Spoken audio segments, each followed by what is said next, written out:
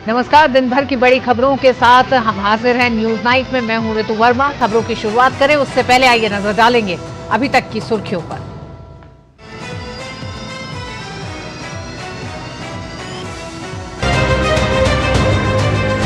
प्रधानमंत्री नरेंद्र मोदी ने कहा, सरकार विभिन्न समुदायों के भीतर उभरती प्रतिभाओं को अवसर देने के लिए प्रतिबद्ध। पीएम ने माइक्रोसॉफ्ट के संस्थापक बिल गेट्स के साथ बातचीत में एआई के दुरुपयोग पर अपनी चिंता की व्यक्त। कहा, बिना उचित प्रशिक्षण के किसी को दे दी जाए तो होगा दुरुपयोग।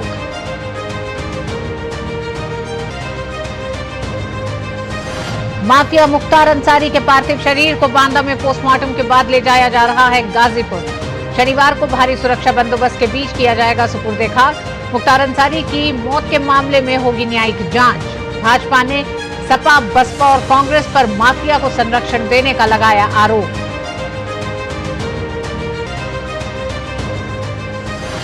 कांग्रेस को आयकर विभाग ने लगभग 1823 करोड़ रुपए के भुगतान का दिया नोटिस।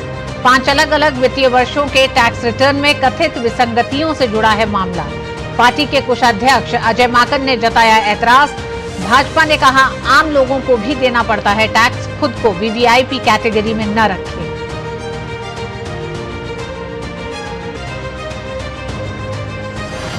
प्रधानमंत्री नरेंद्र मोदी ने नमो ऐप के जरिए तमिलनाडु के भाजपा कार्यकर्ताओं को किया संबोधित। कहा, हकदारों को योजना का मिलना चाहिए 100% लाभ। उत्तर प्रदेश के सीएम योगी आदित्यनाथ ने विभिन्न जगहों पर भाजपा के लिए मांगे वोट। कर्नाटक में भाजपा जेडीएस समन्वय समिति की हुई बैठक।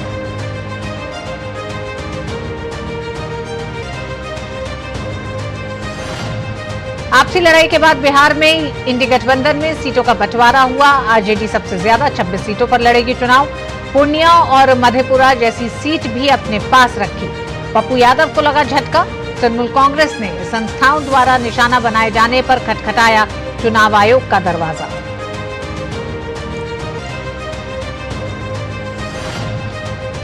दिल्ली के मुख्यमंत्री अरविंद केजरीवाल की पत्नी ने केजरीवाल को आशीर्वाद दें अभियान की शुरुआत। व्हाट्सएप नंबर किया जारी। भाजपा नेता मनोज तिवारी ने कसा तंज। कहा, आशीर्वाद उसे मिलता है जो जनता के लिए करता है कुछ काम।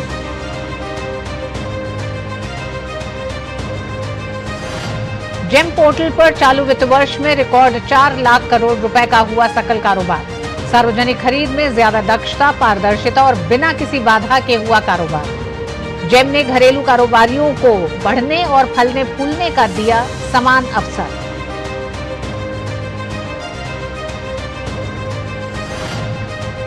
विदेश मंत्री एस जयशंकर ने यूक्रेन के विदेश मंत्री दिमित्रियो कुलेबा के साथ की बातचीत। दोनों मंत्रियों के बीच द्विपक्षीय साझेदारी और आपसी हित के क्षेत्रीय तथा वैश्विक मुद्दों पर सहयोग के बारे में हुई चर्चा। भारत के दौरे पर हैं यूक्रेन के विदेश मंत्री दिमित्रियो कुलेबा। करीब 2.5 साल से बांदा जेल में बंद पूर्व माफिया मुख्तार अंसारी की गुरुवार देर रात मौत के साथ आतंक के काले अध्याय का अंत हुआ। मुख्तार जैसे माफिया को राजनीतिक संरक्षण ने उसे दशकों तक उसके जुर्म की सजा से बचाया था। 4 दशक बाद पुलिस करा सकी थी माफिया मुख्तार अंसारी को सजा। 2004 में डिप्टी एसपी शैलेंद्र सिंह ने जब मुख्तार अंसारी पर एक्शन लिया तो पुलिस अफसर पर दर्ज हो गया था केस। छोड़नी पड़ी थी अपनी नौकरी शैलेंद्र सिंह को। फर्ज निभाने में आड़े आई थी उस वक्त की सपा सरकार।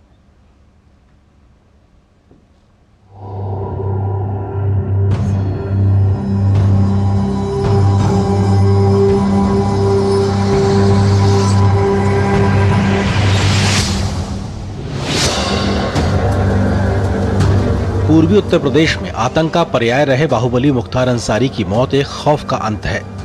बांदा मेडिकल कॉलेज अस्पताल में हृदय गति रुक जाने से हुई मौत से जहां एक और उनके समर्थक मातम में डूब गए हैं, तो वहीं इनसे प्रताड़ित होने वाले लोगों ने अपनी भावनाओं का इजहार खुलकर किया है।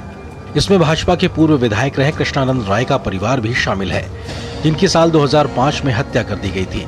इस जघन्य हत्याकांड में सबसे बड़े साजिशकर्ता के रूप में मुख्तार अंसारी का नाम सामने आया था, जो जेल में रहकर ही पूरे घटनाक्रम को अंजाम दे रहा था।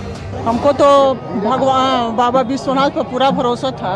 आज बाबा की विश्वनाथ की आशीर्वाद से, कृपा से मुझे न्याय मिला है, क्योंकि सीबीआई कोर्ट से भी हम लोग हार गए थे। आज योगी और मोदी जी का देन है जो कि आज हमको न्याय मिला है। जितने बच्चे, जितने परिवार अनाथ हुए हैं, उसको बड़ा खुशी की बात है कि आज वो अपने को गर्व महसूस करते हैं कि ऐसे अपराधी का यहाँ से अंत हुआ है, इस धरती से बोझ खत्म हुआ है। मुख्तार अंसारी मऊ से 5 बार विधायक रहे हैं और वे प्रॉपर्टी और कोयले के व्यवसाय में शामिल थे। उन पर उत्तर प्रदेश और अन्य स्थानों पर 60 से अधिक आपराधिक मामले दर्ज थे। वर्ष 2005 से ही वो जेल में बंद थे। उनकी मौत के बाद उत्तर प्रदेश में धारा 144 के तहत निषेधाज्ञा लागू कर दी गई है। एहतियात के तौर पर प्रदेश के गाजीपुर, मऊ, वाराणसी और पूर्वी उत्तर प्रदेश के अन्य जिलों में सुरक्षा कड़ी कर दी गई है। पूरे प्रदेश में हाई अलर्ट घोषित किया गया था। कई जनपदों में एक्स्ट्रा फोर्स भेजी गई थी। पूर्व से भी इलेक्शन के कारण काफी फोर्स जनपदों में मौजूद है। कहीं कोई समस्या नहीं हुई है और सभी जगह फोर्सेज अलर्ट पर हैं। जो एक्स्ट्रा फोर्सेज की डिप्लॉयमेंट थी वो भी की गई है। इस बीच मुख्तार अंसारी के बेटे उमर अंसारी की मांग पर मौत के मामले में न्यायिक जांच के आदेश दिए गए हैं। इस मामले में 1 महीने के भीतर जांच रिपोर्ट मांगी गई है। 1-2 दिन के बाद जब तदफीन हो जाएगी तब इसके बारे में हम लोग न्यायपालिका से उम्मीद करेंगे कि जो हम आशंका जता रहे हैं उस पे जांच हो, वार्ता करेंगे अपने सारे लीगल टीम से। उत्तर प्रदेश के 2 प्रमुख दलों समाजवादी पार्टी और बहुजन समाज पार्टी पर मुख्तार अंसारी को संरक्षण देने का आरोप लगता रहा है। राजनीतिक वरदहस्त के कारण ही वो कई बार कानून के हाथों से छूटता रहा, जिसकी पुष्टि पूर्व उप पुलिस अधीक्षक शैलेंद्र सिंह ने भी की है। सरकार द्वारा जब समर्थन ऐसे माफियाओं को हो जाए तो आप समझ सकते हैं। खुली जीप में मऊ दंगों में घूमता था जहाँ कर्फ्यू लगा है, तो मैंने स्टैंड लिया उसके प्रति कि नहीं ये गलत है और ये हो, इसको जेल जाना होगा। लेकिन मुलायम सिंह की सरकार तत्कालीन अल्पमत की सरकार थी, किसी भी कीमत पे इसको बचाना चाहते थे और उन्होंने अंत में हम लोग पर प्रेशर बनाया, अधिकारियों पर प्रेशर बनाया।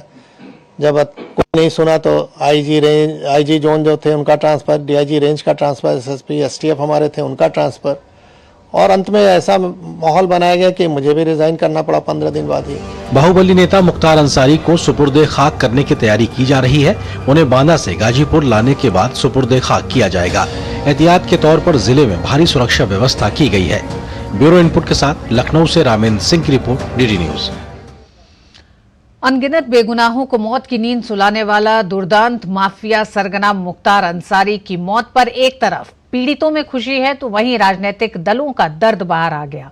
ये वही राजनीतिक दल हैं जिन्होंने अपनी पार्टी का टिकट देकर मुख्तार जैसे माफियाओं को राजनीतिक संरक्षण दिया।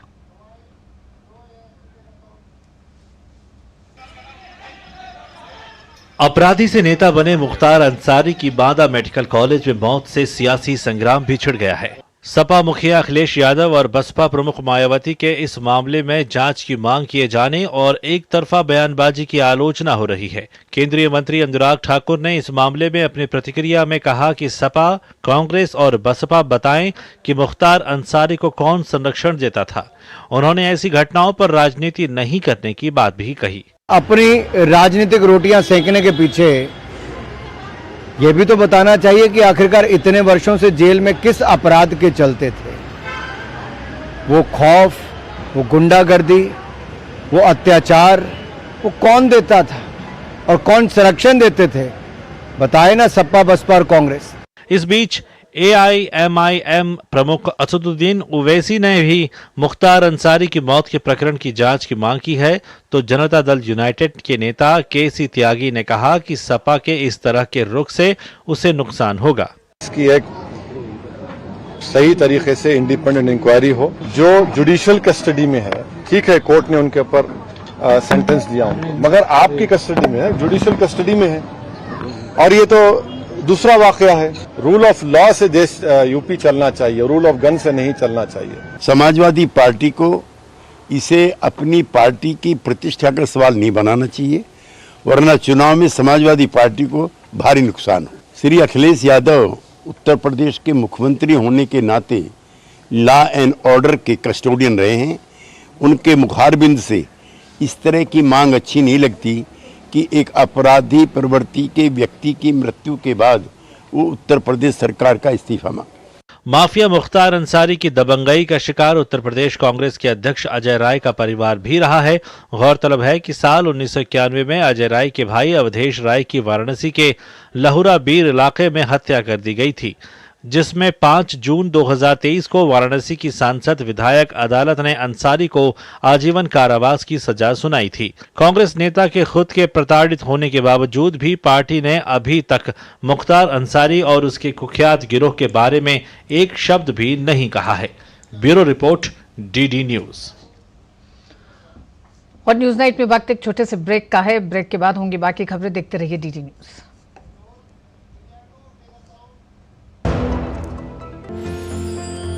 साल बरस और सदी नहीं, एक युग गुजर जाएगा। उम्र न पूछो वंडर की, जब फर्क नजर आएगा। वंडर सीमेंट, फर्क नजर आएगा। मैं क्या जी, सब जानते हैं, जहां दिखे मारियो, अपना समझ के खा लियो।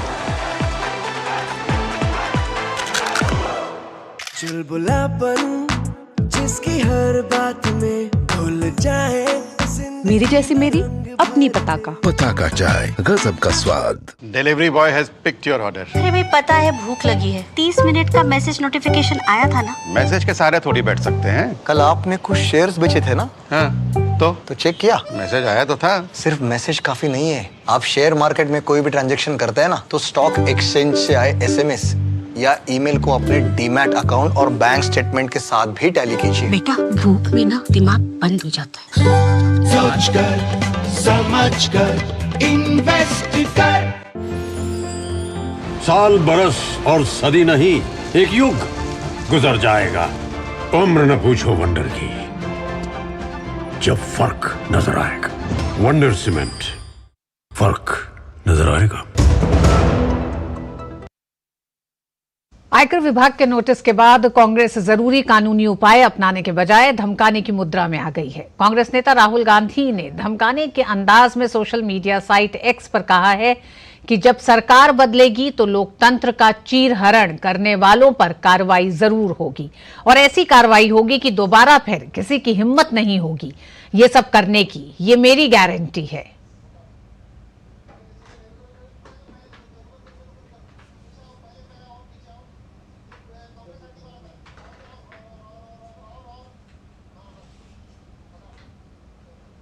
तो कांग्रेस को आयकर विभाग से नोटिस मिला है, जिस पर राहुल गांधी का ये ट्वीट भी है। उन्होंने इसे लेकर सियासी बयान भी जारी किया है और उन्होंने इसे सीधे सीधे कहा है कि किस तरह से राजनीति से प्रेरित ये पूरा नोटिस है।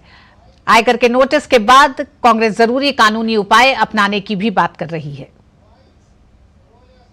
लोकसभा चुनाव की तैयारियों में जुटी कांग्रेस की मुश्किलें लगातार बढ़ती जा रही हैं। इस बार परेशानी बढ़ाई है आयकर विभाग के नोटिस ने। आयकर विभाग ने एक बार फिर कांग्रेस पार्टी को नोटिस भेजा है। विभाग ने कांग्रेस पार्टी को 1823 करोड़ की रिकवरी का नोटिस भेजा है।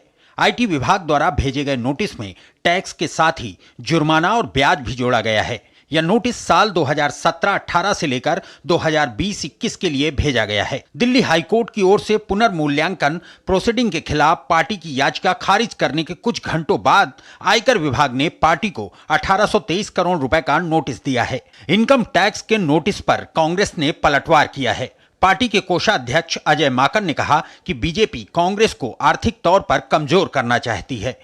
प्रिंसिपल ऑपोजिशन पार्टी को पुराने केसेस, सीताराम केसरी जी के जमाने के केसेस निकाल करके तंग किया जाएगा, ताकि हमारे बैंक अकाउंट्स हमारे दोबारा से फ्रीज करे जा सके, ताकि फिर से हम सब लोगों को तंग करा जा सके। तो कैसे हमारे देश के अंदर लोकतंत्र जिंदा रहेगा, ये आप लोगों के सामने की बात है। हम मांग करते हैं इनकम टैक्स से कि 4600 करोड़ रुपए बीजेपी से इसी वक्त उनको नोटिस दिया जाना चाहिए। बीजेपी ने कांग्रेस पर पलटवार करते हुए कहा कि कांग्रेस पार्टी सोचती है कि वह देश के संविधान और कानून से ऊपर है। आम लोगों को टैक्स देना पड़ता है, लेकिन कांग्रेस खुद को खास वीवीआईपी कैटेगरी में रखती है। जबकि उनकी चोरी पकड़ी गई तो वो टैक्स नहीं देना चाहते। कांग्रेस पार्टी को लगता है कि वो संविधान और देश के कानून के ऊपर है, और उनको लगता है कि मैं टैक्स की चोरी करूं, फिर झूठ बोलूं और विक्टिम बनूं। इस प्रकार की प्रक्रिया अपनाकर जो आम आदमी को तो टैक्स भरना पड़ता है, पर कांग्रेस पार्टी अपने आप को स्पेशल वीवीआईपी कैटेगरी में रखती है। तो टैक्स की चोरी करने के बाद जब पकड़ी गई चोरी, तब उनको टैक्स नहीं भरना है। सवाल यह बनता है कि 2-4 दिन पहले जो हाईकोर्ट का फैसला आया है, उस 45 पेज ऑर्डर में यह कहा गया है कि कांग्रेस ने 520 करोड़ के डूबियस शेडी ट्रांजैक्शंस का अकाउंट नहीं दिया है और लिहाजा इसमें इनकम टैक्स असेसमेंट कर सकता है। यहाँ गौरतलब है कि इससे पहले कांग्रेस ने दिल्ली हाई कोर्ट में याचिका दायर कर वर्ष 2017 से वर्ष 2021 के लिए आयकर विभाग के जुर्माने की दोबारा जांच की मांग की थी, लेकिन अदालत ने कांग्रेस की याचिका खारिज कर दी। कोर्ट ने पिछले आदेश में कहा था कि कांग्रेस ने याचिका का रास्ता तब अपनाया जब टैक्स असेसमेंट की आखिरी तारीख नजदीक आ गई। कोर्ट ने यह भी कहा कि प्रथम दृष्टया यह लगता है कि आयकर विभाग ने कांग्रेस के खिलाफ पक्के सबूत इकट्ठा किए हैं। इससे पहले आयकर विभाग ने कांग्रेस के खातों से 135 करोड़ रुपए की रिकवरी की थी। कांग्रेस से यह रिकवरी वर्ष 2018-19 के लिए की गई थी। दरअसल कांग्रेस ने वर्ष की आयकर भरने की अंतिम तारीख के 1 महीने बाद अपने कागज जमा किए थे और साथ ही उन नियमों का उल्लंघन किया था जिसके अंतर्गत इसे आयकर भरने से छूट मिलती। इसके अलावा भी आयकर विभाग ने कांग्रेस पर कुछ नियमों का उल्लंघन का आरोप लगाया है। जाहिर है चुनावी मौसम में कांग्रेस को ये गलतियां भारी पड़ रही हैं। कुमार आलोक के साथ ब्यूरो रिपोर्ट, डीडी न्यूज। आयकर विभाग ने कांग्रेस पार्टी को नया रिकवरी नोटिस भेजा है। आयकर विभाग के नए नोटिस पर कांग्रेस ने बीजेपी को घेरा है। अजय माकन ने कहा है कि कांग्रेस को आर्थिक तौर पर पंगु किया जा रहा है लोकसभा चुनाव से पहले। इसी पर आधारित है आज का हमारा विशेष आयकर विभाग का नोटिस, नियमों का पालन या राजनीति। हमारे साथ मेहमान भी जुड़ चुके हैं। गोपाल कृष्ण अग्रवाल भारतीय जनता पार्टी के प्रवक्ता है, नीरज मिश्रा कांग्रेस से प्रवक्ता हैं, शेखर अय्यर साहब हमारे साथ जुड़ गए, वरिष्ठ पत्रकार, और वेद जैन जुड़ गए हैं हमारे साथ, टैक्सेशन एक्सपर्ट हैं। आप सभी मेहमानों का बहुत बहुत स्वागत है। और एक तरह से राजनीतिक आरोप प्रत्यारोप पर जाए उससे पहले इस मामले को थोड़ा सा समझा जाए। वेद जैन जी हमारे साथ हैं। वेद जैन जी, कांग्रेस को जो नोटिस गया है 1800 से ज्यादा का जो रिकवरी का गया है, क्या है ये नोटिस? किस तरह से नोटिस के एक तरह से नियमों का उल्लंघन अगर कहें, और नियम क्या कहते हैं? देखिए, मैं आपको थोड़ा सा इसकी बैकग्राउंड दे दूं कि पॉलिटिकल पार्टी की इनकम पे कैसे टैक्स लगता है और क्या एग्जम्पशन है। जब देश आजाद हुआ उसके बाद जो एक पॉलिटिकल पार्टी का था और जो इनकम टैक्स एक्ट में थी, इनकी कोई पॉलिटिकल पार्टी को एग्जम्पशन नहीं थी। 1978 में पहली बार कानून बनाया गया कि पॉलिटिकल पार्टी की इनकम एग्जम्प्ट हो गई और उनके लिए 3 शर्तें रखी गई कि अपनी बुक्स ऑफ अकाउंट रखेंगे, 20,000 रुपए से ज्यादा जो भी चंदा इनको वॉलंटरी कंट्रीब्यूशन मिलेगा उसका नेम, एड्रेस वगैरह डिटेल देंगे और ये अपने अकाउंट्स ऑडिट कराएंगे। ये 3 शर्तें थी और ये 2003 तक ये शर्तें चलती रही। उसके बाद 2003 में फिर थोड़ा सा सुधार किया गया और उस सुधार के अंदर उन्होंने, क्योंकि वो 2003 में इलेक्शन के सुधार के साथ में थी, तो एक कंडीशन और लगी कि आप अपनी जो एक ये डिटेल्स हैं जो इनकम की आपकी हैं, ये सारी डिटेल आप इलेक्शन कमीशन की एक रिपोर्ट भी फाइल करेंगे। उसके बाद एक 2017 में एक मेजर अमेंडमेंट हुई जिसमें यह कहा गया कि आप 2000 से ज्यादा का चंदा कैश में नहीं ले सकते और आपको अपनी रिटर्न भी इनकम टैक्स की ड्यू डेट पे फाइल करनी है। अगर रिटर्न फाइल करेंगे तो आपकी इनकम की एग्जम्पशन नहीं हो। मैं ये मानता हूं जो आज की डेट में ये जो इश्यू आया हुआ है, एज ए प्रोफेशनल मैं कह सकता हूं, विदाउट राजनीति के जो दोनों पक्षों को देखते हुए कि उसमें क्या इशू है, उसमें जाने की जरूरत नहीं है मुझे एज ए प्रोफेशनल, कि अगर एग्जम्पशन आपको लेनी है तो आपको इस कानून के जो मैंने बताया है इसमें इसको आपको आना पड़ेगा। वो कानून ये कहता है कि आपको अपनी आयकर की विवरणी जो आपकी ड्यू डेट है उससे पहले फाइल करेंगे तो आपको एग्जम्पशन मिलेगी। अगर वो आप नहीं फाइल करते तो वो आपको एग्जम्पशन नहीं मिलेगी। ऐसा लगता है कि कुछ पॉलिटिकल पार्टी में, जिसमें शायद कांग्रेस भी है, कि उन्होंने अपनी रिटर्न टाइम पे नहीं भरी, इसलिए ये कंट्रोवर्सी अराइज हुई है कि उनको एग्जम्पशन नहीं मिलेगी और एग्जम्पशन नहीं मिलेगी तो नेचुरली है कि इस पर टैक्स लगे। जी, हमारे साथ नीरज मिश्रा जी जुड़े हुए हैं कांग्रेस के। नीरज जी, जिस तरह से अभी वेद जैन जी ने बताया कि नियमों का उल्लंघन क्या हुआ है, तो इसमें जो दिखाई दे रहा है ये नियमों का उल्लंघन है, इसे टैक्स टेररिज्म क्यों कह रही है कांग्रेस? देखिए, आज जब देश के अंदर लोकसभा चुनाव की सरगर्मी तेज है, आज जो देश का विपक्ष है आपने उसको आर्थिक तौर पे पंगु कर दिया है। और जो वेद जैन जी समझा रहे थे, मैं अगर उन्हीं की किताब में से एक पन्ना उठा लूं तो मुझे ये समझाइएगा कि 2017 के बाद 1297 ऐसे डोनर्स हैं बीजेपी के जिनके आंकड़े जो हैं बीजेपी ने इनकम टैक्स को डिस्क्लोज नहीं किए, उसमें उनके राजनीतिक या घरेलू पते नहीं थे, और 92 ऐसे लोग हैं जिनका नाम भी उन्होंने डिस्क्लोज नहीं किया, और ये जो सारा आंकड़ा निकल कर आता है वो 42 करोड़ का टैक्स इवेजन का मामला भाजपा के लिए बनता है। कांग्रेस के 14 लाख के चंदे पर जो उसके सांसदों ने दिया, जिसका नाम और पैन कार्ड के साथ इलेक्शन कमीशन को और इनकम टैक्स डिपार्टमेंट को जमा कराया गया, उस पर तो आज 1823 करोड़ रुपए का आपने टैक्स पेनल्टी बनाई। वो जो 42 करोड़ रुपए भाजपा ने नहीं डिक्लेयर किए, जिसके ऊपर 4600 करोड़ रुपए का टैक्स पेनल्टी बनता है, आज उस पर जब इनकम टैक्स डिपार्टमेंट खामोश हो गया, तो इसीलिए कांग्रेस को बार बार कहना पड़ रहा है कि वो लेवल प्लेइंग फील्ड नहीं है, ये टैक्स टेररिज्म है। आज कांग्रेस पार्टी को आपने इस तरीके से चोक किया कि आज हमारे पास इश्तिहार देने के पैसे नहीं है। वो तो भला हो डीडी न्यूज जैसे स्टेट ब्रॉडकास्टर्स का, जो हम लोगों को कुछ स्लॉट दे देती है, नहीं तो आज तो हम उस स्थिति में हैं कि हम तो अपने एडवर्टाइजिंग नहीं दे पा रहे। चुनाव प्रचार के दौरान अगर हमें प्लेन की जरूरत है, आज कांग्रेस पार्टी के पास वो पैसे नहीं है, क्योंकि आपने हमारे खाते में से 135 करोड़ रुपए तो वैसे ही जब्त कर लिए। आपको अगर पारदर्शिता दिखानी थी तो आज 4600 करोड़ रुपए भाजपा के जब्त कर लिए। जी, टैक्सेशन एक्सपर्ट है, वो कार्रवाई तो नहीं करेंगे, लेकिन वेद जी एक सवाल आपसे ले लेते हैं, उसके बाद फिर एक बार फिर हम नीरज जी के पास जाएंगे और जी गोपाल जी के पास भी आते हैं। वेद जी, मैं ये पूछना चाह रही थी, क्या किसी को माफ किया जाता है? क्या नियमों का उल्लंघन किसी के लिए पालन की बात होगी और कोई अगर उसका पालन ना करे तो क्या वो निकल सकता है? आज की तारीख में जितनी पारदर्शिता, ट्रांसपेरेंसी और एक तरह से जिस तरीके से सरकार काम कर रही है उसमें, और कई संस्थाएं इनकम टैक्स पे एक तरह से नजर रख रही हैं, इनकम टैक्स के साथ ही साथ। देखिए, मेरा ऐसा मानना है कानून सबके लिए बराबर है और कानून में जो आज की डेट में प्रावधान है उसके अंडर से कार्रवाई होती है। मैं ये प्रोफेशनल इसमें नहीं जा सकता कि जो नीरज जी ने सवाल पूछे हैं भाई इसमें क्या है, क्योंकि वो तथ्यों की जांच है, क्या तथ्यों में क्या आता है। लेकिन जो कानून की व्याख्या मैंने बताई कि भाई 20,000 रुपए से ज्यादा अगर किसी पार्टी को किसी से भी चंदा मिलता है, वॉलंटरी कंट्रीब्यूशन कहते हैं, तो उसका नेम एंड एड्रेस और आपको उसकी आइडेंटिटी बतानी जरूरी है। और ये आइडेंटिटी आपको सिर्फ इनकम टैक्स में नहीं अपनी डिस्क्लोज करनी होती, ये इलेक्शन कमीशन को भी एक रिटर्न फाइल करनी होती है, वो करनी होती है, और साथ के साथ इनकम टैक्स की रिटर्न भी आपको ड्यू डेट की फाइल करनी है। ठीक। तो जिस भी पॉलिटिकल पार्टी ने इसका कंप्लायंस नहीं किया, वो नेचुरल है कि इनकम टैक्स डिपार्टमेंट उस पर कार्रवाई करता है और कार्रवाई करेगा। जी, स्वाभाविक है। जी गोपाल जी, टैक्स टेररिज्म का इल्जाम लग रहा है आप पर, और ये कहा जा रहा है कि नियमों का उल्लंघन या नियमों को पालन की एक तरह से छड़ी सिर्फ कांग्रेस पर ही चल रही है, भारतीय जनता पार्टी पर नहीं। देखिए, नीरज जी ने कुछ बातें कही और वेद जी को भी मैं रिस्पेक्ट करता हूँ, उनके इंफॉर्मेशन में ऐड कर देता हूँ कि यह जो 135 करोड़ का कांग्रेस के ऊपर इनकम टैक्स डिपार्टमेंट ने नोटिस देके उनका ब्लॉक किया है, वह है 14.40 लाख का कैश डोनेशन है।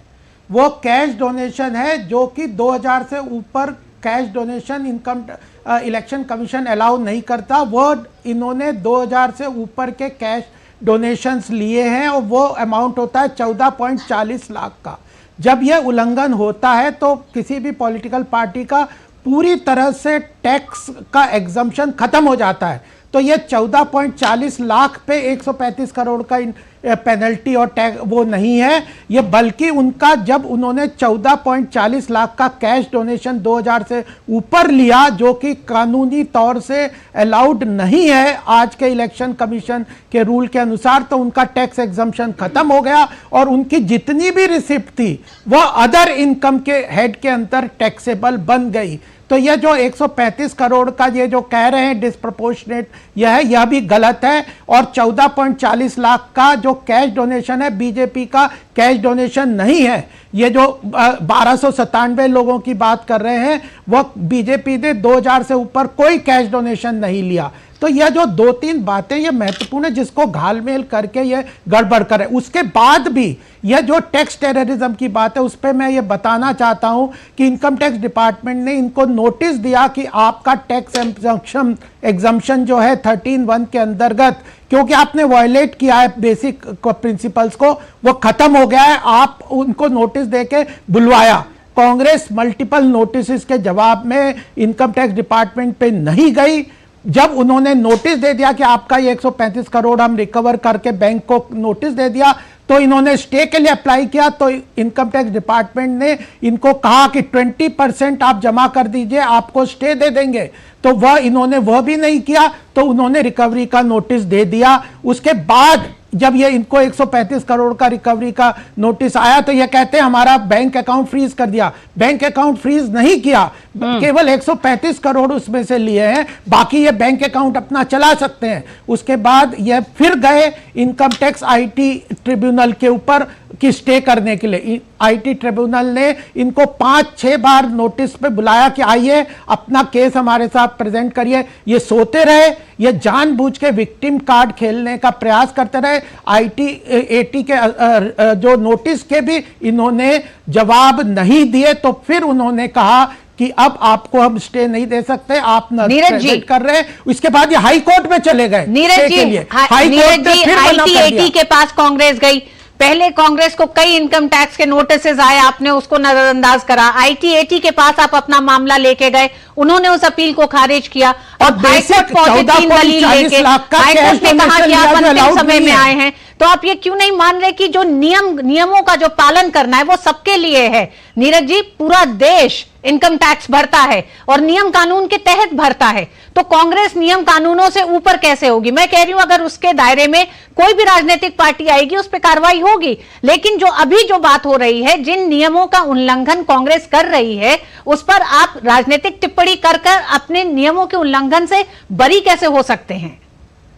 ऋतु जी देखिए, जैसे आपको 80C के अंदर टैक्स में छूट मिलती है, वैसे ही जो राजनीतिक पार्टियां हैं वो सेक्शन 13A के अंदर आकर, सर सुनिए ना, मैं आपके बीच में नहीं बोल रहा था, आपने झूठ बोला, मैं फिर भी उसको सुन रहा था, थोड़ा सच सुन लीजिए। नहीं, कुछ कंडीशंस तो हैं। सुनिए, देखिए छूट, ऋतु जी सुनिए, इनकम टैक्स की छूट के लिए कुछ कंडीशंस है नीरज जी, ये तो सही है।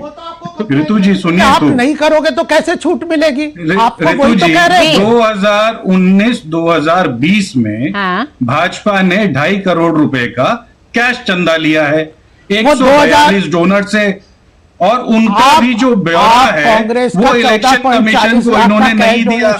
आप मुझे ये बताइए, किसी भी सेन माइंड से पूछिए कि 14 लाख रुपए का अगर डिस्क्लोजर नहीं हुआ और वो तय सीमा के डिस्क्लोजर की बात नहीं है, डिस्क्लोजर हुआ है, वो कैश डोनेशन है जो वायलेशन है। डोनेशन है नीरज जी, डिस्क्लोजर हुआ है। अगर वो कैश डोनेशन है तो उसका ब्यौरा चाहिए। नहीं ऋतु जी, ब्यौरा तो है, वो अलाउड नहीं है कैश डोनेशन। मुझे एक बात बताइए, 14 लाख ज्यादा होता है कि 2.5 करोड़ ज्यादा होता है? 14 लाख का कैश डोनेशन आपने लिया जो अलाउड नहीं है। यहाँ पर देश में 8,800 करोड़ के इलेक्टोरल बॉन्ड्स खा के देश को बेचने वाली नियमों का पालन नहीं कर रहे नीरज जी, आप नियमों का पालन नहीं कर रहे, बोल रहे हैं, घुमा फिरा के बात कर रहे हैं। वेद जी, आप मुझे मौका देंगी बोलने का? नहीं, मैं आपको मौका दे रही हूं। आपने जो बात रखी है उसमें साफ दिखाई दे रहा है जो नियम कानून है, अगर उसका पालन नहीं हो रहा नीरज जी तो उस पर तो कंप्लायंस होगा ना, उस पर इनकम टैक्स आपसे सवाल करेगा। डिस्क्लोजर की तो बात नहीं कर रहे, डिस्क्लोजर तो आपकी रिटर्न है। आप कोर्ट गए थे नीरज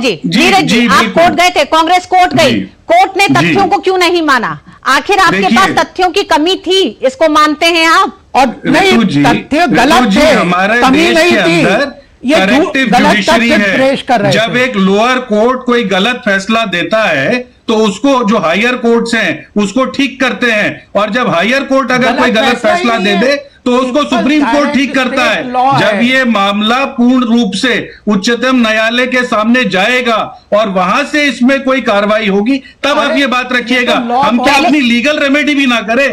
आज आप ये सोचिए, लीगल रेमेडी आप करेंगे, प्रिंसिपल ऑपोजिशन पार्टी के आपकी लीगल रेमेडी को ये तमाम संस्थान कह रहे हैं कि वो सही नहीं है। 8,000 करोड़ कानून का पालन क्वेश्चन नहीं कर रहे हैं। अनकॉन्स्टिट्यूशनल इलेक्टोरल शेखर अय्यर साहब, उसके ऊपर बात होनी बंद हो गई। शेखर अय्यर साहब, 3.5 लाख अभी करोड़ तक आपने पूरी इन्होंने बहस जो को सुना। धंधा दे दिया चंदा लेकर, भारतीय जनता पार्टी के उसके ऊपर बात प्रवक्ता, होनी बंद कांग्रेस हो के गई। प्रवक्ता और साथ ही साथ जो टैक्सेशन एक्सपर्ट है, उन्होंने कहा कि ये नियमों का उल्लंघन है साफ साफ। अगर आप इसे ये कहकर बचते हैं कि ये राजनीतिकरण है, और जिस तरह से नीरज जी कह रहे हैं कि अब वो सुप्रीम कोर्ट जाएंगे, तो यानी कि आईटीएटी को एक तरह से दरकिनार करते हुए हाई कोर्ट ने जो अपील खारिज की उसको दरकिनार करते हुए, और हाई कोर्ट ने ये भी टिप्पणी की कि लेन देन में अनियमितताएं मिली हैं, और अब सुप्रीम कोर्ट। हाँ तो जाए ना, किसने मना किया, लेकिन ड्यू प्रोसेस ऑफ लॉ तो रहेगा। गोपाल जी, कोई मना कर भी नहीं सकता है, ना रोक सकता है। नीरज जी, शेखर साहब को अपनी बात कहने दें। नीरज जी, शेखर साहब को अपनी बात कर लेने दें, फिर मैं आपके पास आती हूँ।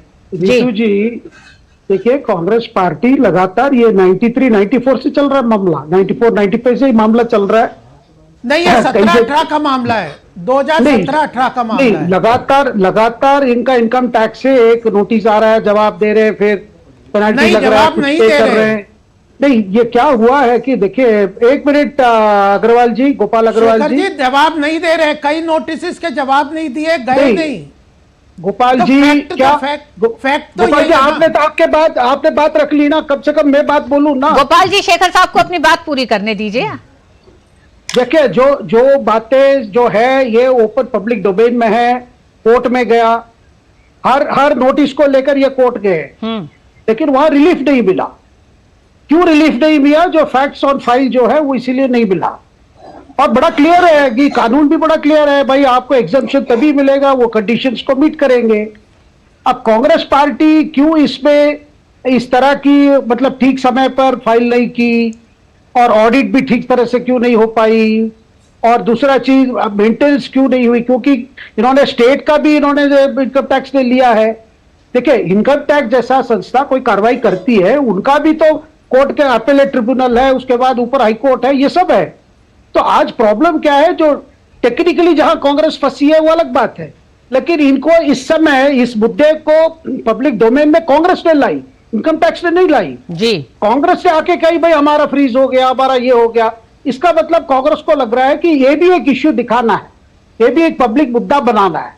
लेकिन देखिए, अगर मैं टैक्स वायलेटर हूं, मुझे इनकम टैक्स को जवाब देना पड़ेगा। मैं नहीं कह सकता भाई गोपाल अग्रवाल ने टैक्स नहीं भरा, उनको आपने नहीं पूछा, मुझे क्यों पूछ रहे हैं। ये तो नहीं होता है ना भाई, आपका जो इनकम टैक्स जो है, जो आपसे पूछ रहा है उसको जवाब देना है। अब देखिए, अभी कांग्रेस में देखिए, एक पार्टी जैसे नेशनल हेराल्ड केस में कैसे फंसी बताइए। नेशनल हेराल्ड केस में जब कांग्रेस सत्ता में थी तो उनको लग रहा था भाई पूछने वाला कोई नहीं है, जो मर्जी जैसे मर्जी हम करेंगे, कभी लोन देंगे, फिर लोन से ये करेंगे। अब जो पार्टी नेशनल हेराल्ड को अपना मतलब गांधी परिवार पूरा अपना लिया है, उस टेक ओवर के लिए लोन दी है। नीरज जी, आम जनता भी इस बेसिक इनकम टैक्स के इस नियम को समझती है कि जो आपके पास इनकम है उसका सही ब्यौरा, नियमों का पालन, इनकम टैक्स भरना, या फिर अगर आप नियमों का उल्लंघन कर रहे हैं तो उसके खिलाफ की जो सजा है या फिर जो पूछताछ है उसमें और उसका हर्जाना जो है वो आपको भरना पड़ेगा। आपने अगर इसे राजनीतिक मुद्दा बनाया तो आप ये क्यों बार बार कहते हैं कि इसको राजनीतिक मुद्दा बना रही है भारतीय जनता पार्टी? ऋतु जी, हम इसलिए कहते हैं कि इस देश के अंदर 31 ऐसी कंपनीज हैं जिनके ऊपर ईडी का छापा पड़ा और उन्होंने 1625 करोड़ रुपए इलेक्टोरल बॉन्ड्स के माध्यम से भाजपा को दे दिए।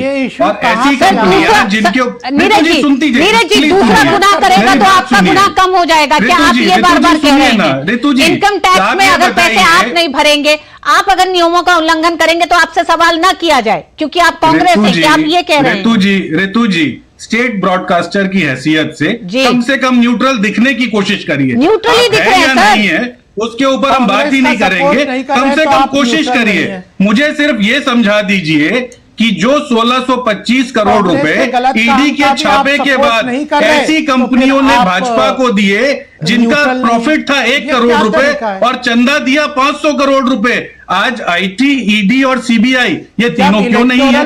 मुझे ये समझा दीजिएगा कि वो 3600 कंपनियां जिनके पास इनका टोटल 3.5 लाख करोड़ का धंधा चला गया। नीरज जी, हम बात इनकम टैक्स की कर रहे हैं, आप इलेक्टोरल बॉन्ड्स पे चले गए हैं और आप सिर्फ इनकम टैक्स पे जो अनियमितताएं हैं। और वेद जी ने बहुत साफ तरीके से शुरू में कह दिया कि किस तरह से नियमों का उल्लंघन किया गया है और बहुत से ऐसे चीज हैं। वेद जी, इसमें लियन मार्क अकाउंट जो एक शब्द है, इसका भी हम जानना चाहेंगे, इसका किस तरह से इस्तेमाल होता है इस शब्द का, क्योंकि यह कहा जा रहा है कि 115 करोड़ रुपए की जो लिमिट थी उसे मेंटेन करने की बात जो कांग्रेस के लिए कही गई है। तो जब आप उसका जुर्माना नहीं भरेंगे तो फिर इनकम टैक्स क्या करता है?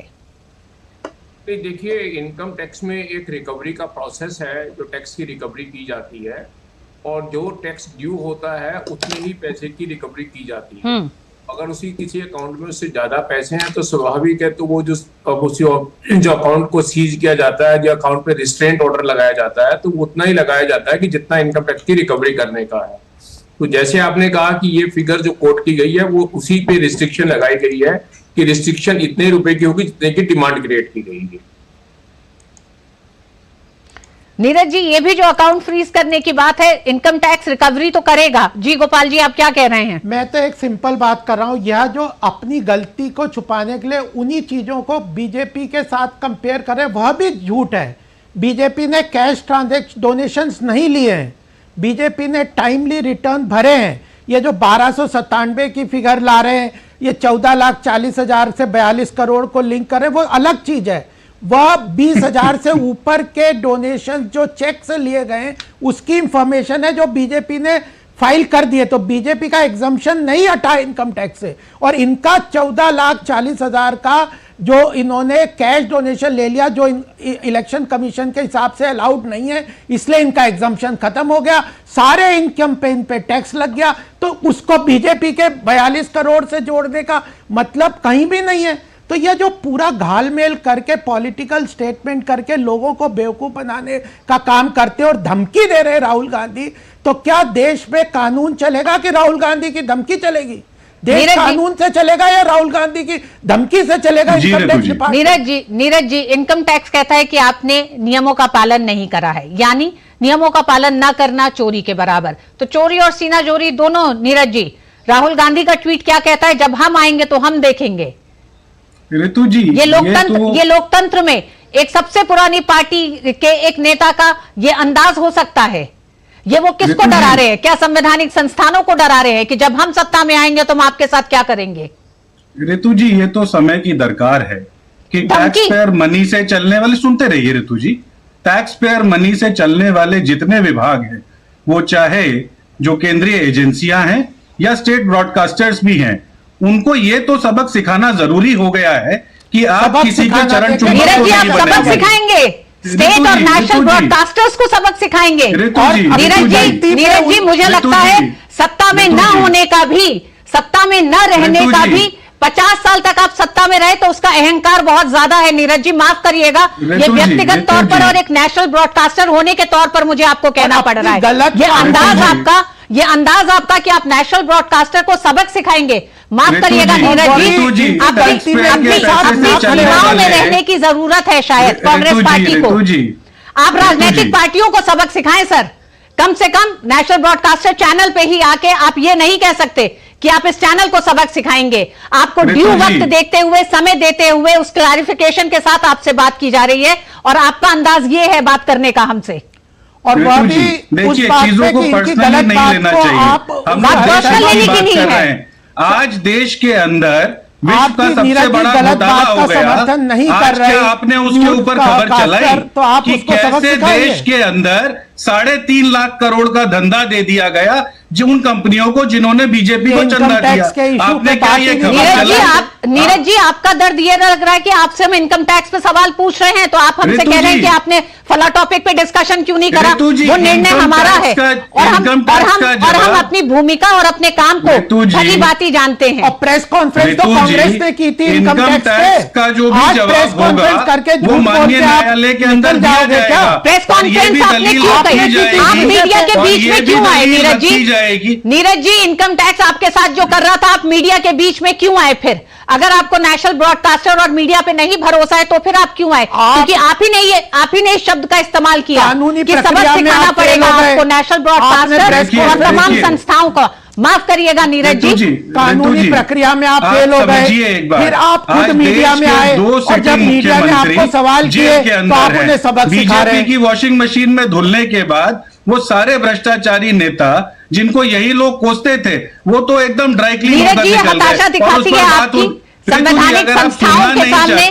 जब आप अपने नियमों के उल्लंघन को नहीं आप अपने बरी करा पाए तो आप कोर्ट तक गए नहीं, आपने न्यायपालिका तक गए। ये समझा दीजिए ना कि वो 42 करोड़ रुपए का जो टैक्स वायलेशन भाजपा ने किया, शेखर जी, जो अंदाज अभी नीरज जी का है और जो अंदाज राहुल गांधी का है कि संवैधानिक संस्थाओं को भी वो सबक सिखाएंगे जब वो सत्ता में आएंगे, क्या आपको लगता है कि ये याद दिलाता है जब वकीलों ने अपनी चिंता व्यक्त की कि लोकतंत्र पे बड़ा हमला करने की साजिश कर रहे हैं कुछ समूह, एक ग्रुप? नहीं तो जी, अभी कांग्रेस के पास और कोई उपाय नहीं है। अगर फैक्ट्स उनके पास होता तो कोर्ट को कन्विंस करते ना। जब फैक्ट्स उनके पास नहीं है, सब मतलब अपने मामले में भाई इलेक्शन इलेक्टोरल बॉन्ड्स तो कांग्रेस भी ली है, कांग्रेस भी 1000 करोड़ से ऊपर ली है। जो कांग्रेस को जिन्होंने दिया उन्होंने बीजेपी को भी दिया है, वो अलग बात है।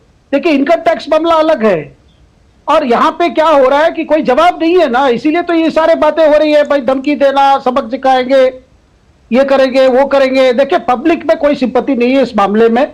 सबको पता है कि कांग्रेस किस तरह अपने अकाउंट्स मेंटेन करती है।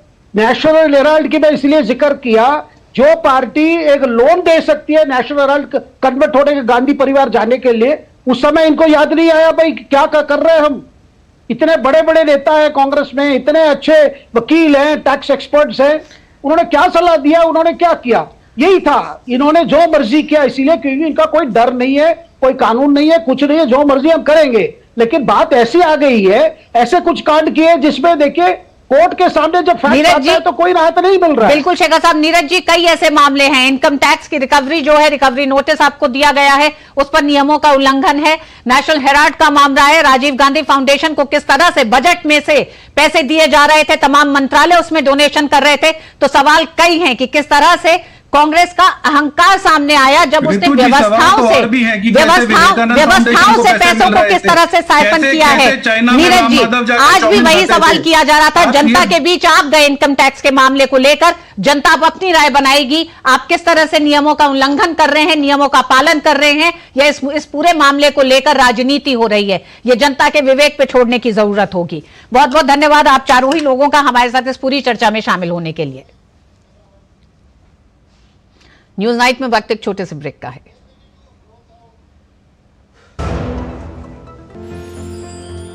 साल, बरस और सदी नहीं, एक युग गुजर जाएगा।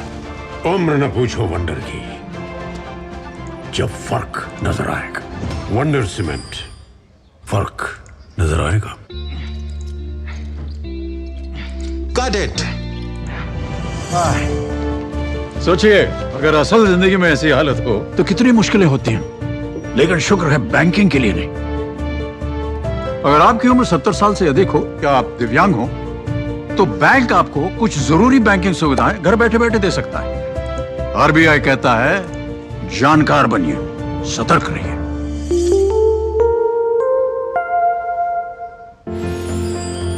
साल, बरस और सदी नहीं, एक युग गुजर जाएगा।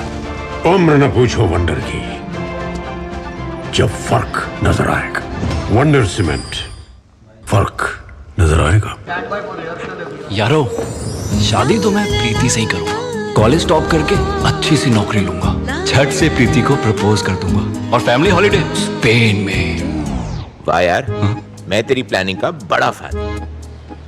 तू आज ही एसबीआई में अपना सेविंग्स अकाउंट ओपन कर ले और अपने स्पेन हॉलिडे की सेविंग शुरू कर दे। एसबीआई सेविंग्स अकाउंट के साथ पाइए सेफ, सिक्योर, कन्वीनियंट बैंकिंग और ग्रेट कस्टमर सर्विस। एसबीआई, देश का फैन। चुलबुलापन जिसकी हर बात में भूल जाए। मेरी जैसी मेरी अपनी पताका चाय, गजब का स्वाद।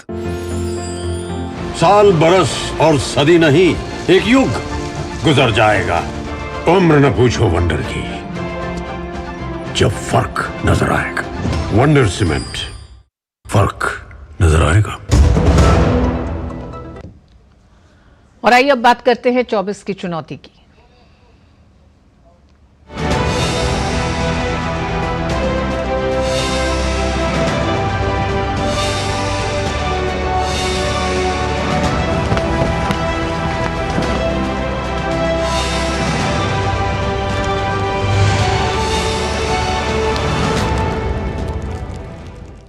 लोकसभा चुनाव के लिए प्रचार धीरे धीरे जोर पकड़ता जा रहा है। इस बीच प्रधानमंत्री नरेंद्र मोदी ने नमो ऐप के जरिए तमिलनाडु के भाजपा कार्यकर्ताओं से बातचीत की। उन्होंने तमिलनाडु में डीएमके सरकार के भ्रष्टाचार पर करारा वार किया। वहीं यूपी में मुख्यमंत्री योगी आदित्यनाथ ने प्रदेश में कई स्थानों पर चुनाव प्रचार किया। तो उधर जेडीएस अध्यक्ष एचडी देवेगौड़ा ने कर्नाटक में राज्य की सभी 28 लोकसभा सीट जीतने का दावा किया। प्रधानमंत्री नरेंद्र मोदी ने नमो ऐप के जरिए तमिलनाडु के भाजपा कार्यकर्ताओं से बातचीत की। इस मौके पर उन्होंने कहा कि इनाथू बूथ वलीमयाना बूथ यानी मेरा बूथ सबसे मजबूत का ये कार्यक्रम एक दूसरे से जुड़ने और सीखने का कार्यक्रम है। प्रधानमंत्री ने कहा कि तमिलनाडु में डीएमके सरकार और उसके सहयोगियों के सत्ता में आने के बाद से प्रदेश में भ्रष्टाचार बढ़ा है और कानून व्यवस्था की स्थिति बदतर हुई है। प्रधानमंत्री ने जोर देते हुए कहा कि भाजपा तमिलनाडु में बाजी पलटने वाली है। उन्होंने कहा कि डीएमके जैसे राजनीतिक दल मोदी सरकार की कल्याणकारी योजनाओं से डरते हैं और इसलिए वो इन योजनाओं का लाभ लोगों तक नहीं पहुँचने देते हैं। आगामी लोकसभा चुनाव के मद्देनजर उत्तर प्रदेश के मुख्यमंत्री योगी आदित्यनाथ ने प्रदेश में कई स्थानों पर चुनाव प्रचार किया। इस दौरान उन्होंने कहा कि यूपी में माफिया राज को खत्म कर दिया गया है, जिससे प्रदेश के नागरिक और व्यापारी दोनों सुरक्षित महसूस कर रहे हैं। तो वहीं केंद्रीय सूचना एवं प्रसारण मंत्री अनुराग सिंह ठाकुर ने लखनऊ में कहा कि हमने काम किया है और जनता हमें वोट देगी। उन्होंने कहा कि प्रदेश में कानून व्यवस्था बहुत बेहतर है। कुछ लोगों के लिए अपना परिवार महत्वपूर्ण होगा, लेकिन मोदी जी के लिए 140 करोड़ का भारत भी उनका परिवार है। देश वही है, प्रदेश वही है, केवल सरकार बदली और कार्यशैली बदली। आज आप देख रहे होंगे, आज यूपी में कर्फ्यू भी नहीं है, दंगा भी नहीं है। आज यूपी में बेटी और व्यापारी दोनों सुरक्षित है। भारत ने पिछले 10 वर्षों में जो उपलब्धियां हासिल की हैं माननीय मोदी जी के नेतृत्व में, वो बहुत सारे ऐसे पहलू हैं जो लोगों को जानने जरूरी हैं। जैसे 4 करोड़ पक्के मकान, 12 करोड़ शौचालय, 10 करोड़ बहनों को रसोई गैस का सिलेंडर, 13 करोड़ घरों को नल से जल मिला हो, या फिर 60 करोड़ लोगों को मुफ्त में इलाज की सुविधा आयुष्मान भारत की हो, 80 करोड़ लोगों को मुफ्त में अनाज हो। कर्नाटक के बेंगलुरु में भाजपा जेडीएस समन्वय समिति की बैठक हुई। इस मौके पर जेडीएस अध्यक्ष एचडी देवेगौड़ा ने कहा कि एनडीए गठबंधन राज्य की सभी 28 लोकसभा सीटें जीतेगा। First time BJP and JDS coordination committee meeting was held. All leaders were present. We have given one of the best message to the people of Karnataka to fight the Congress and see that the Congress should be defeated and all the 28 candidates should be won in this election. Uttarakhand के मुख्यमंत्री पुष्कर सिंह धामी और गढ़वाल निर्वाचन क्षेत्र से भाजपा के लोकसभा उम्मीदवार अनिल बलूनी ने चमोली के थराली में रोड शो किया। इस दौरान लोगों की काफी भीड़ देखने को मिली। वहीं हिमाचल प्रदेश की मंडी लोकसभा सीट से भाजपा उम्मीदवार और अभिनेत्री कंगना रनौत ने शुक्रवार को रोड शो किया, जिसमें भारी संख्या में स्थानीय लोग शामिल हुए। लोगों ने कंगना के ऊपर फूलों की वर्षा कर उनका स्वागत किया। तमिलनाडु के भाजपा प्रदेश अध्यक्ष के अन्नामलाई ने तमिल मनीला कांग्रेस उम्मीदवार वीएन वेणुगोपाल के लिए श्री पेरुम मबुदुर में चुनाव प्रचार किया। प्रचार के दौरान भाजपा नेता ने वेणुगोपाल की तारीफ भी की। उन्होंने कहा कि वेणुगोपाल के अलावा इस क्षेत्र का विकास कोई और नहीं कर सकता। Bureau report, DD news. उधर बिहार में इंडी गठबंधन में काफी खींचतान के बीच सीटों का बंटवारा हो ही गया है। राज्य में लोकसभा की कुल 40 सीटों में से आरजेडी सबसे ज्यादा 26 सीटों पर, कांग्रेस 9 और लेफ्ट 5 सीटों पर चुनाव लड़ेगी। हालांकि महाराष्ट्र विपक्षी महाविकास अघाड़ी में भारी फूट नजर आई। वंचित बहुजन अघाड़ी के प्रमुख प्रकाश अम्बेडकर ने महाविकास अघाड़ी से बाहर आकर एकला चलो रे का नारा बुलंद किया। लोकसभा चुनाव को लेकर बिहार में इंडी गठबंधन में काफी लंबी जद्दोजहद के बीच सीटों का बंटवारा हो गया है। आरजेडी, कांग्रेस और लेफ्ट के बीच सीट शेयरिंग पर सहमति बन गई है, जिसके मुताबिक सबसे ज्यादा सीटों पर लालू प्रसाद यादव की पार्टी आरजेडी चुनाव लड़ेगी। बिहार में लोकसभा की कुल 40 सीटें हैं और सीटों के बंटवारे के तहत आरजेडी 26, कांग्रेस 9 और लेफ्ट 5 सीटों पर चुनाव लड़ेगी। हालांकि कांग्रेस में शामिल हुए पप्पू यादव को बड़ा झटका लगा है। पप्पू यादव पूर्णिया की सीट पर अपनी दावेदारी जता रहे थे, जबकि यह सीट आरजेडी के हिस्से में आई है। पप्पू यादव के सवाल पर आरजेडी सांसद मनोज झा ने कहा कि गठबंधन पार्टी का होता है, न कि व्यक्ति विशेष का होता है। सीट बंटवारे को लेकर केवल आरजेडी नेता अब्दुल बारी सिद्दीकी ने ही सारी बातें कही, जबकि दूसरी तरफ कांग्रेस के प्रदेश अध्यक्ष अखिलेश सिंह प्रेस कॉन्फ्रेंस के दौरान खामोश नजर आए। पूर्णिया से आरजेडी के चुनाव लड़ने की घोषणा पर कांग्रेस नेता पप्पू यादव ने कहा कि पूर्णिया की जनता चाहती है कि वे यहां से कांग्रेस के झंडे के साथ खड़े हों। उन्होंने कहा कि पूर्णिया की जनता और पार्टी के फैसले के आधार पर ही वो कोई निर्णय लेंगे। आज पूरा महागठबंधन दल आपके समक्ष है और ये परिणति है एक प्रगतिशील विकल्प देने की। गठबंधन दलों का होता है, व्यक्ति के इर्द गिर्द गठबंधन नहीं होता है और उस मर्म को सब लोग समझते हैं। और पूर्णिया की जनता चाहती है कि पप्पू के हाथ में कांग्रेस का झंडा हो और कांग्रेस का झंडा पूर्णिया में जनता के आशीर्वाद से स्थापित हो। बिहार में महागठबंधन द्वारा सीटों की घोषणा किए जाने पर बिहार के उप मुख्यमंत्री सम्राट चौधरी ने कहा कि महागठबंधन को इन चुनाव में करारी हार मिलेगी। उन्होंने कहा कि कांग्रेस और आरजेडी लुटेरी पार्टियां हैं और भ्रष्टाचार और परिवारवाद इनके डीएनए में है। हिंदुस्तानी अवाम मोर्चा के नेता और बिहार के पूर्व मुख्यमंत्री जीतन राम मांझी ने भी लालू यादव पर परिवारवाद का आरोप लगाया। स्पष्ट तौर पर भ्रष्टाचार इनके डीएनए में है और भ्रष्टाचार भी ही करना जानते हैं। लालू जी ने भ्रष्टाचार और परिवारवाद दो ही काम किया। सांप से सुंदर की बात होती है कि न निगलते बनता है न उगलते बनता है। ऐसी परिस्थिति में उन लोगों ने सीट का बंटवारा किया है, तो आप सोच सकते हैं कि जब बंटवारा में ही इस प्रकार का मतभेद और मनभेद दोनों हो गया है तो उसका रिजल्ट साफ है। इस बीच दिल्ली में तृणमूल कांग्रेस नेता चुनाव आयोग के दफ्तर पहुंचे। तृणमूल कांग्रेस नेता शशि पांजा ने सभी आरोप लगाते हुए कहा कि टीएमसी को टारगेट किया जा रहा है। ये इंतजार कर रहे हैं कि आप थोड़ा देखिए कि इस समय इलेक्शन की जो प्रक्रिया उसको आगे चलने दीजिए।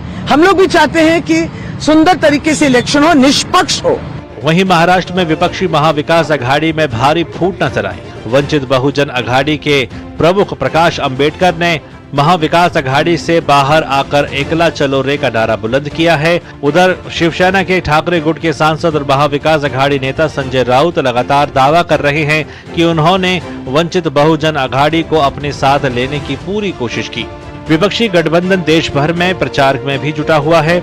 इसी कड़ी में तमिलनाडु सरकार में मंत्री उदयनिधि स्टालिन ने पोन्नेरी में चुनाव प्रचार के दौरान रोड शो किया। इस दौरान लोगों की भारी भीड़ उमड़ी। उदयनिधि स्टालिन ने इस मौके पर डीएमके कांग्रेस गठबंधन की बड़ी जीत का दावा किया, तो वहीं एनपीपी अध्यक्ष और मेघालय के मुख्यमंत्री कॉनराड संगमा ने संसद में मौजूदा लोकसभा सांसद अगाथा के संगमा को मेघालय का राजदूत करार दिया। एनपीपी के गढ़ नॉर्थ गारो हिल्स में चुनाव प्रचार करते हुए मुख्यमंत्री संगमा ने कहा कि उनकी बहन अगाथा संगमा दिल्ली में नेतृत्व के साथ मिलकर यह सुनिश्चित कर रही है कि राज्यों को योजनाओं में अधिकतम हिस्सेदारी मिले। Bureau report, DD news. और न्यूज नाइट में वक्त एक छोटे से ब्रेक का है। आप देखते रहिए डीडी न्यूज।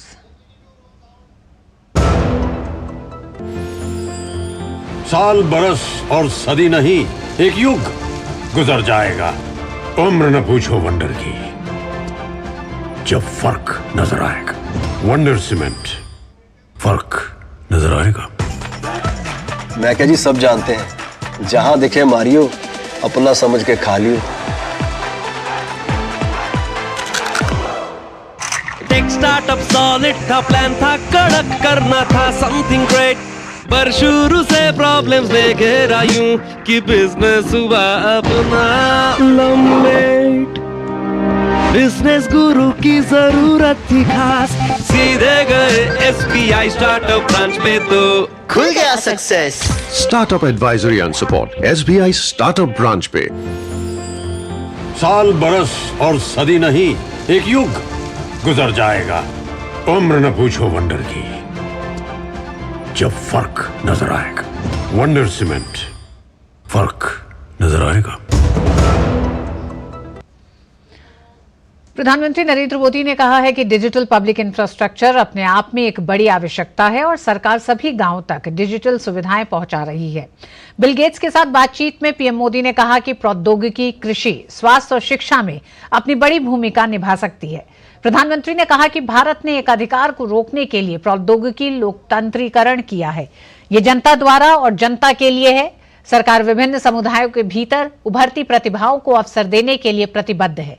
प्रधानमंत्री मोदी के आवास पर हुई इस बातचीत में प्रौद्योगिकी, स्वास्थ्य, जलवायु परिवर्तन समेत अनेक मुद्दों पर चर्चा हुई। प्रधानमंत्री ने कहा, सभी के लिए प्रौद्योगिकी की उपलब्धता को भारत ने सुनिश्चित किया है। प्रधानमंत्री ने नमो ड्रोन दीदी का उदाहरण देते हुए कहा कि गांव तक डिजिटल सेवाएं पहुंचाना चाहते हैं। आज मेरे यहाँ गांवों तक मैं ये डिजिटल फैसिलिटी पहुंचाना चाहता हूँ, तो मुझे लगता है वो बहुत बड़ा टारगेट ग्रुप है। महिलाएं तुरंत नई चीजों को स्वीकार करती हैं, ये मेरा अनुभव है मेरे देश में। उनके अनुकूल कौन सी चीजें मैं टेक्नोलॉजी में ले जाऊंगा तो एकदम से एक्सेप्टेबिलिटी बनती है। मैंने एक कार्यक्रम लिया है नमो ड्रोन दीदी, इसके पीछे मेरे दो लक्ष्य हैं। एक तो मैं भारत के गांवों में 3 करोड़ महिलाओं को लखपति दीदी बनाना चाहूँ, और वो भी एक गरीब परिवार से।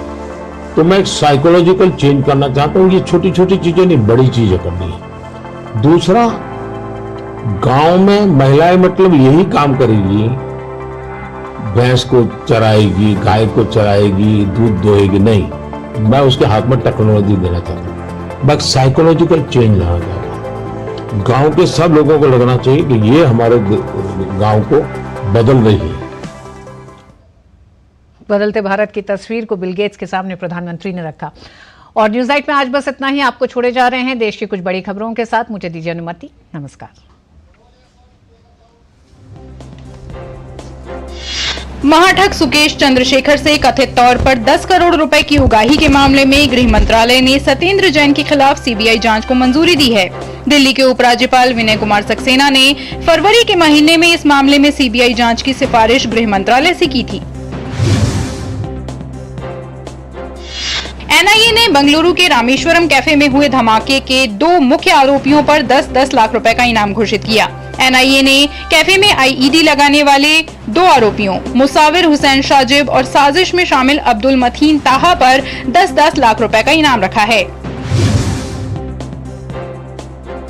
बीएसपी एमएलए राजूपाल हत्याकांड में लखनऊ की सीबीआई कोर्ट ने सभी 7 आरोपियों को दोषी ठहराया है। 6 आरोपियों को लखनऊ सीबीआई कोर्ट ने उम्र कैद की सजा सुनाई है। सीबीआई स्पेशल कोर्ट ने फरहान को अवैध असलहा रखने के मामले में 4 साल की कैद और 20,000 रुपए जुर्माने की सजा सुनाई, जबकि इसरार अहमद, रंजीत पाल, जावेद, गुलशन और अब्दुल कवी को हत्या का दोषी करार देते हुए उम्र कैद की सजा सुनाई है। जम्मू कश्मीर के रामबन जिले में एक यात्री टैक्सी के फिसलकर गहरी खाई में गिर जाने से कम 10 यात्रियों की मौत हो गई। टैक्सी करीब 800 फीट गहरी खाई में गिरी है।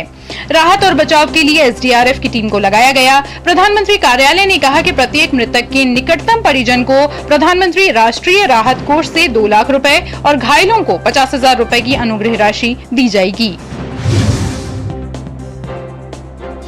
मध्य प्रदेश में धार की ऐतिहासिक भोजशाला में एएसआई के सर्वे का काम 8वें दिन भी जारी रहा। सुबह 6 बजे सर्वे का काम शुरू हुआ था। जम्मू कश्मीर के सोनमर्ग का हंग इलाका भारी हिमस्खलन की चपेट में आ गया है। इसमें कई गाड़ियों के नीचे दबने की खबर भी सामने आ रही है।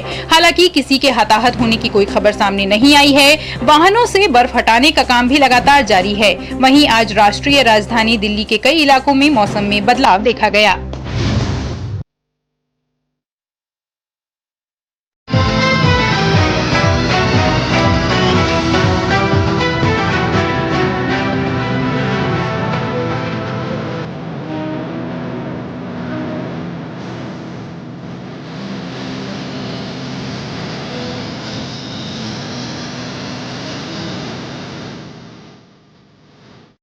न्यूज नाइट के प्रायोजक थे वंडर सीमेंट इस्तेमाल कीजिए, फर्क नजर आएगा।